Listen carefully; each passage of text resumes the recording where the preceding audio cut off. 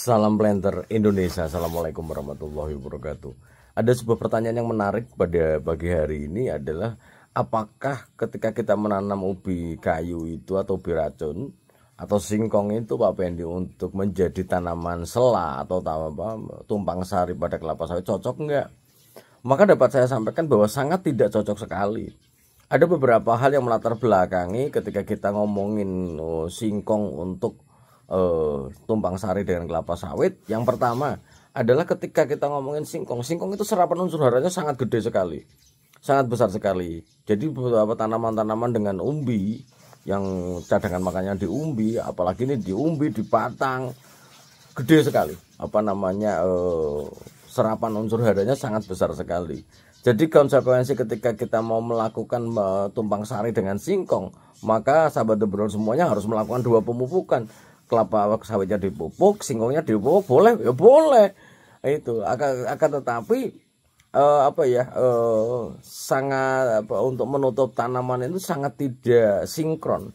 Jadi kalau mau tumpang sari dengan singkong, mungkin kalau saya akan berpikir ulang. Di sisi lain bahwa singkong itu juga akan bisa menyebabkan pembusukan pada bagian perakaran. Ketika singkongnya ketinggalan nanti panen juga akan menjadi masalah. Akan tetapi ketika kita ngomongin tumpang sari yang direkomendasikan apa sih Pak Pendi? Tumpang sari yang direkomendasikan itu adalah tanaman-tanaman menjalar dengan kedalaman perakarannya itu nggak dalam-dalam banget.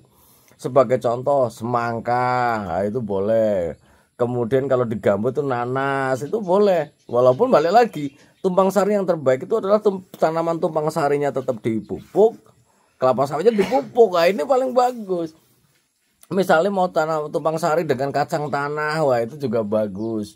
Kemudian tumpang sari dengan tanaman lainnya yang intinya adalah satu, tidak terjadi perebutan unsur hara yang signifikan dan tidak menguras unsur hara yang ada di dalam tanah kita. Karena kenapa? Karena kelapa sawit itu butuh unsur hara sangat-sangat gede sekali. Dibandingkan dengan tanaman lain, kelapa sawit butuh unsur hara yang gede. Misalnya gini, kita nanam singkong. Ketika nanam singkong, kemudian tumpang sari dengan kelapa sawit, serapan unsur hara singkongnya gede banget. Kita hanya mupuk kelapa sawitnya. Nah, ini kan juga nggak pas. Dan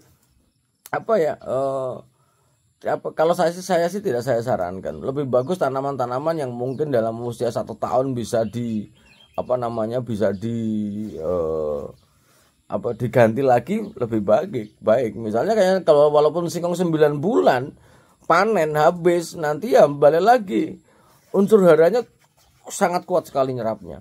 Maka ketika harus ditumpang sarikan dengan singkong, ya monggo saja. Tanah nenek jenengan juga kan.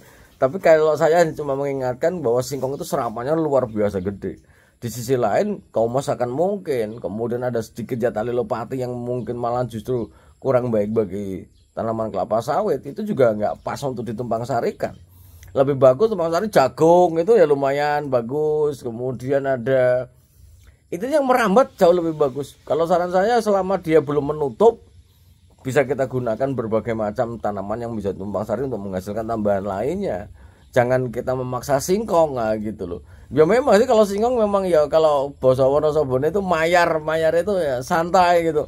Tancep tinggal minggat panen, betul. Tapi bagaimana efek terhadap kelapa sawitnya? Ini menjadi pokok permasalahan di dalam tumpang sari. Kita nanam kelapa sawit itu mau panen singkong atau panen kelapa sawitnya, itu yang harus saya sampaikan. Kalau memang ada pertimbangan tanaman lainnya ya lebih bagus tanaman lainnya sih. Mungkin itu aja, ini menjawab pertanyaan dari sahabat Debrol yang bertanya di channel YouTube berkaitan dengan tumpang sari dengan ubi, apalagi ubi racun atau singkong racun. Ini juga serapannya sangat gede sekali, sangat tidak saya rekomendasikan. Mungkin itu aja sih yang dapat saya sampaikan pada pagi hari ini.